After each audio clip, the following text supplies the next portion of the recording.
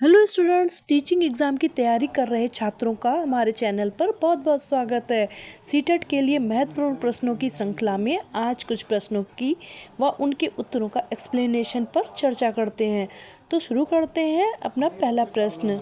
तो पहला प्रश्न है, शिक्षा के क्षेत्र में पाठ्यचर्या शब्दावली की ओर संकेत करती है। ऑप्शन है शिक्षण पद्धतियों में पढ़ाई जाने वाली विषय वस्तु, विद्यालय का संपूर्ण कार्यक्रम जिसमें विद्यार्थी प्रतिदिन अनुभव प्राप्त करते हैं। थर्ड है मूल्यांकन प्रक्रिया। चौथा है कक्षा में प्रयुक्त की जाने वाली पाठ्य सामग्री।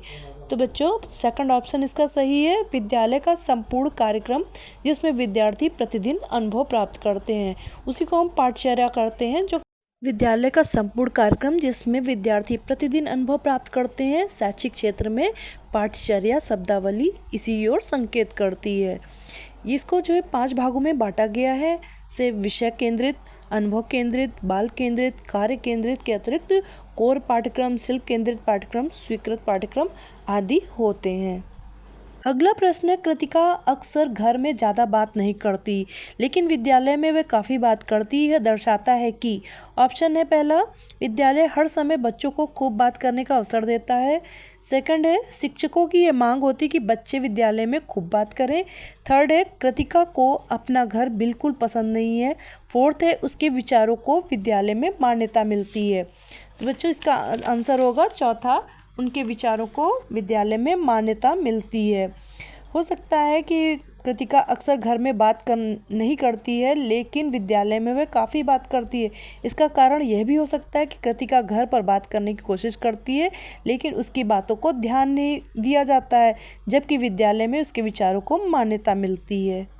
तीसरा प्रश्न है, निम्न में से कौन से कथन को सीखने की प्रक्रिया की विशेषता नहीं मानना चाहिए। ऑप्शन है पहला, शैक्षिक संस्थान ही एकमात्र स्थान है जहां अधिगम प्राप्त होता है। दूसरा है, सीखना एक व्यापक प्रक्रिया है। तीसरा है, सीखना लक्षणमुखी होता है। चौथा है, अनधिगम भी सीखने की प्रक्रिया है।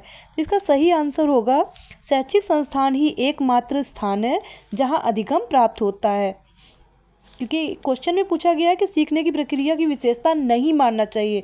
तो बाकी तीनों, सीखना की व्यापक प्रक्रिया, लक्षण की और अनधिगम प्रक्रिया, ये सभी सीखने की प्रक्रिया है। ये पहला ऑप्शन जो है वो सीखने की प्रक्रिया की विशेषता नहीं है। क्वेश्चन है, 5वीं कक्षा के दृष्टिबाधित विद्यार्थी। ऑप्शन है को निचले स्तर के कार्य करने की छूट मिलनी चाहिए। बी ऑप्शन है के माता पिता और मित्रों द्वारा उसे दैनिक कार्यों को करने में सहायता दी जानी चाहिए। थर्ड ऑप्शन है के साथ कक्षा में समान रूप से व्यवहार किया जाना चाहिए और श्रव्य सीढ़ी के माध्यम से सहायता देनी चाहिए। फोर्थ है के साथ कक्षा में विशेष व्यवहार किया जाना चाहिए। तो इसका सही आंसर है के साथ कक्षा में समान रूप से व्यवहार किया जाना चाहिए और श्रव्य सीढ़ी के माध्यम से सहायता उपलब्ध कराई जानी चाहिए। चूँकि दृष्टिबाधित छात्र देखने में असमर्थ होते हैं, अतः कक्षा में जो पढ़ाया जाता है उन्हें सीडी के माध्यम से या ऑडियो कैसेट आदि से संबंधित छात्र को सहायता उपलब्ध कराई जानी चाहिए। 5वां प्रश्न है, बच्चे दुनिया के बारे में अपनी समझ का सृजन करते हैं, इसका श्रेय डैश को जाता है। ऑप्शन है ए प्याजे, बी पावलोव, सी कोलबर्ग, डी स्किनर। तो इसका सही आंसर है प्याजे। बच्चे दुनिया के बारे में अपनी समझ का सृजन करते हैं, इस सिद्धांत का श्रेय मनोवैज्ञानिक प्याजे को ही जाता है। उन्होंने अपने ही बच्चों पर जो है इस सिद्धांत को लागू किया था। अगला प्रश्न है, विशेष रूप से प्राथमिक स्तर पर विद्यार्थियों की सीखने संबंधी समस्याओं को संबोधित करने का सबसे बेहतर तरीका क्या है। ऑप्शन है ए अक्षमता के अनुरूप विभिन्न शिक्षण पद्धतियों का प्रयोग करना, बी महंगी और चमकदार सहायक सामग्री का प्रयोग करना, सी सरल और रोचक पाठ्य पुस्तकों का प्रयोग करना, डी कहानी कथन पद्धति का प्रयोग करना।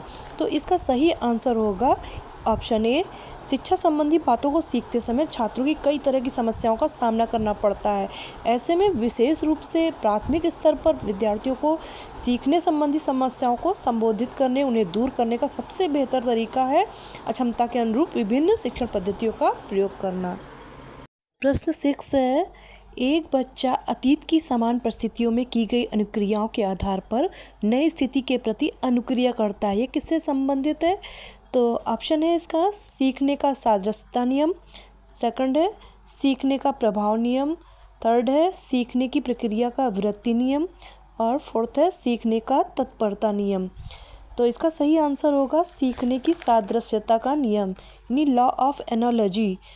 इसका मतलब है कि एक छोटा बच्चा है, वो लॉ को पकड़ता है और उसका हाथ जल जाता है, तो वो अब यही यहाँ पर नियम लागू हो जाता है, सादृश्यता का नियम, कि अब दोबारा अगर ऐसी परिस्थिति होती तो वो बच्चा वहाँ पर हाथ नहीं डालेगा, अपना हाथ पीछे हटा लेगा। अगला प्रश्न है, को अनुप्रेरित शिक्षण के एक संकेत के रूप में विवेचित किया जाता है। ऑप्शन है ए कक्षा में अधिकतम उपस्थिति, बी शिक्षक द्वारा दिया गया उपचारात्मक कार्य, सी विद्यार्थियों द्वारा प्रश्न पूछना, डी कक्षा में पूर्ण निरवता। इसका सही आंसर है ऑप्शन सी विद्यार्थियों द्वारा प्रश्न पूछना। विद्यार्थियों द्वारा प्रश्न पूछने को अनुप्रेरित शिक्षण के एक संकेत के रूप में विवेचित किया जाता है। 9th क्वेश्चन है, प्रतिभाशाली होने का संकेत नहीं है। ऑप्शन है सृजनात्मक विचार, बी दूसरों के साथ झगड़ना, सी अभिव्यक्ति में नवीनता, डी जिज्ञासा। इसका सही आंसर है ऑप्शन 2। प्रतिभाशाली होना एक मानसिक गुण है, उसका शारीरिक शक्ति या उसके प्रदर्शन से कोई संबंध नहीं है, इसलिए दूसरों के साथ झगड़ना इसका ऑप्शन सही है। अगला प्रश्न है, निम्न में से कौन सा बच्चे की सामाजिक मनोवैज्ञानिक आवश्यकताओं के साथ संबंध नहीं है। ऑप्शन है ए सामाजिक अनुमोदन अथवा सराहना की आवश्यकता, बी संवेगात्मक सुरक्षा की आवश्यकता, सी शरीर से अपशिष्ट पदार्थों का नियमित रूप से बाहर निकालना, डी सानिध्य की आवश्यकता।